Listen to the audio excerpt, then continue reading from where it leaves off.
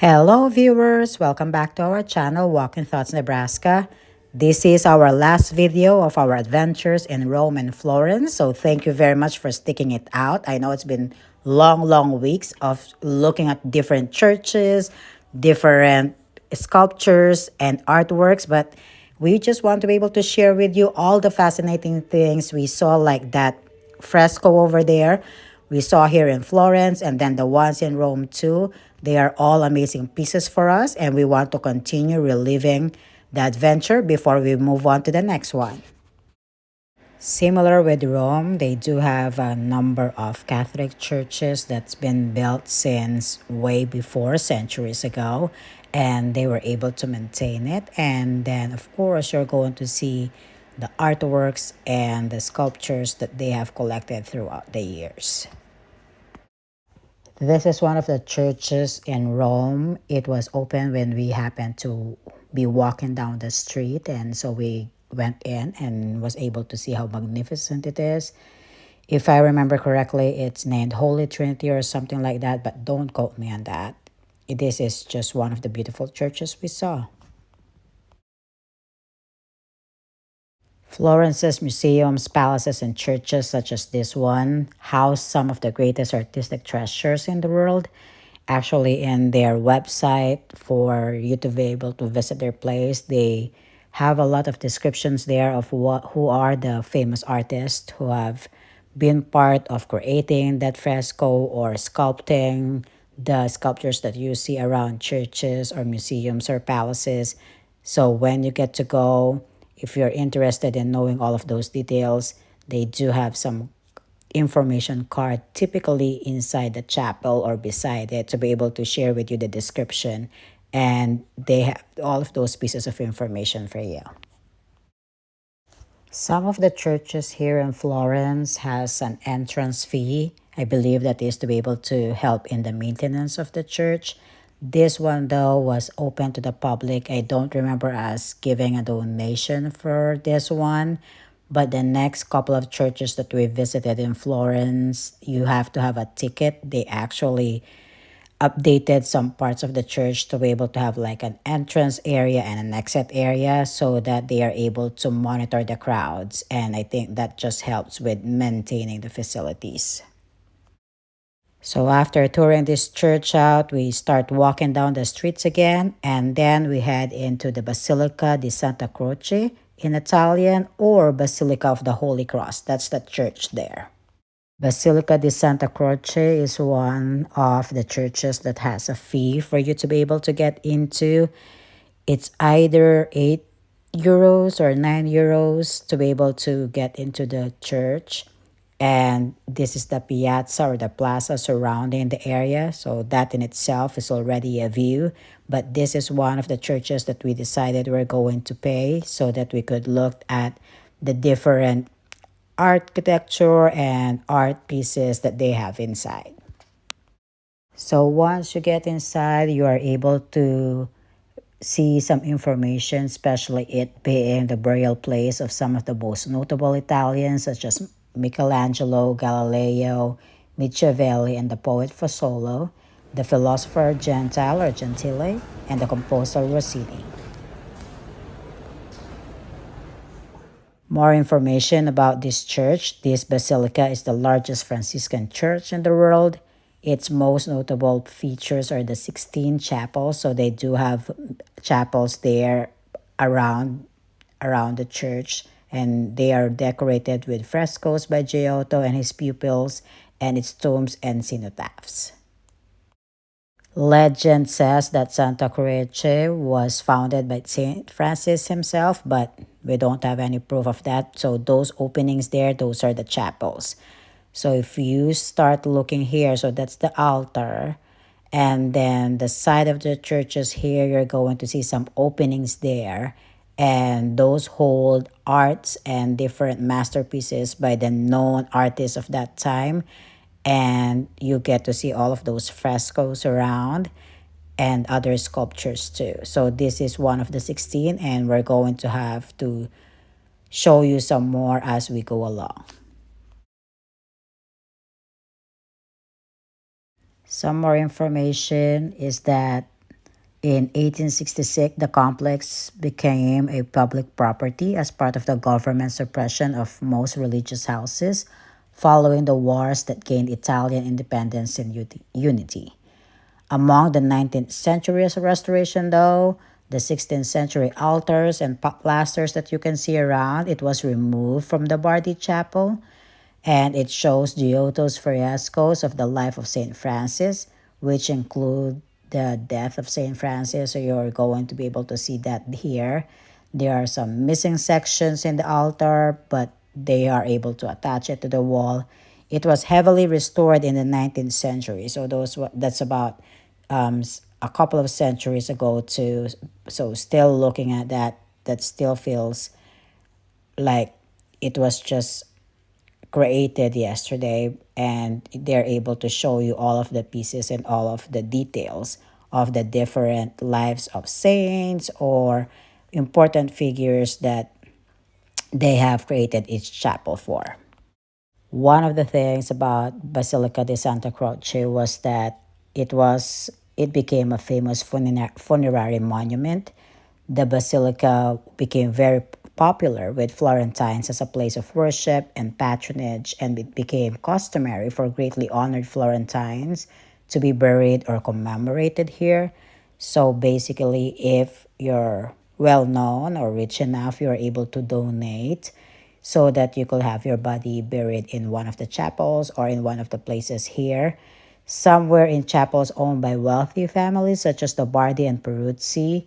And as time progressed, space was also granted to notable Italians from elsewhere. So for 500 years, there were monuments erected in the church, including those for Galileo Galilei, Leonardo da Vinci, and Lorenzo Bartolini. So anyone famous and anyone able to make huge donations.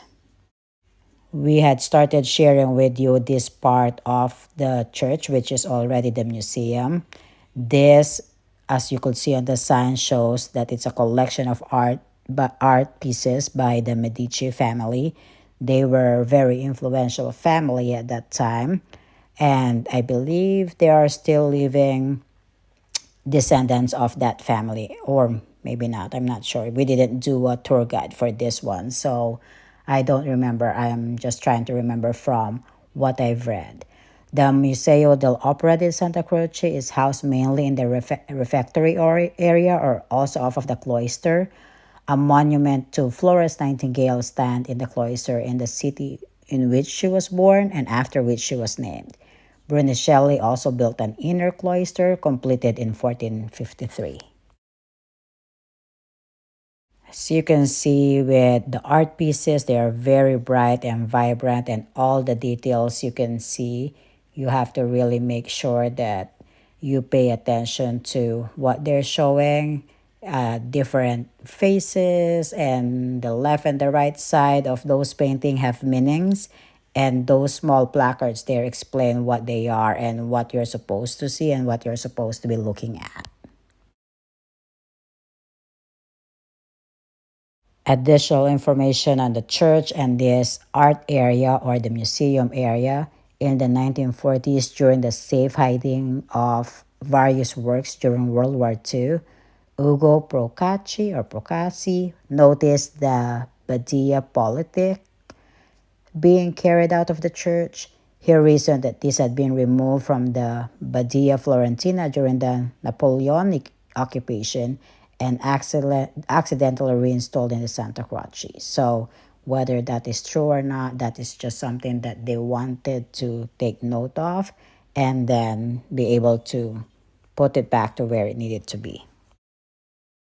And then in 1966, the Arno River flooded much of Florence, including the Santa Croce. And I think that flood was also mentioned by our tourist guide when we went to the Uomo Museum. It affected Santa Maria Novella too, as well as it affected the Santa Croce. The water entered the church, bringing mud, pollution, and heating oil. The damage to the buildings and the art treasure was severe, so it took them several decades to be able to repair and restore it to this. Now, this area is already inside the private chapel of the Medici family. So this is already a private chapel. It is still part of the church, but at that time, not everyone can use this. It was just for the exclusive use of the Medici family. And as you could see, it is very beautiful and designed by the famous artist of that time as well. The frescoes here too, you're going to be able to see all of those details. You don't want to be too near it as you don't want to destroy or mess it up. This is also going to be the cross, or the sculptures that you see here are also going to be from 1400s, 1500s, and 1600s. It's a collection of all of the pieces and all of the things that were very prominent at that time, and then they were able to maintain it, restore it, and be be still here in this area. So going back to the restoration, the basilica has been undergoing a multi-year restoration program with assistance from Italy's Civil Protection Agency. So basically, it used to be owned by private families, and now this is in under the Italian government's care, and that's going to be one of the reasons why they have to collect fees, because then it helps them be able to not only control the crowd but also help in the restoration of things. And like I said at the beginning of the video, I think it was 8 euros or 9 euros per person. Artists whose work you have seen are from Benedetto de Maiano, Zimbabwe, Andrea della Robbia, Luca della Robbia. Those are just some of the famous ones at that time. Donatello and Taddeo Gaddi, Giotto. All of those famous ones have their hands here at the Santa Croce. These are some of the pieces too that they showed with regard to the funerary monuments that I mentioned about, and then some more art pieces here. And as we turn the camera around, you're going to see the expanse of the church. You're going to see all of those arches here, and then just the entirety of the church there. This is where we exit. This is now the former dormitory of the Franciscan friars. It's like a leather school, or Scuola del Coelho. They also have their own private chapel that's just for their use. Visitors are able to see it right now, and we get to see some of those magnificent frescoes on this side as well. But definitely, this courtyard is one of the beautiful views of the side of the church, and you get to be able to see and exit at this side.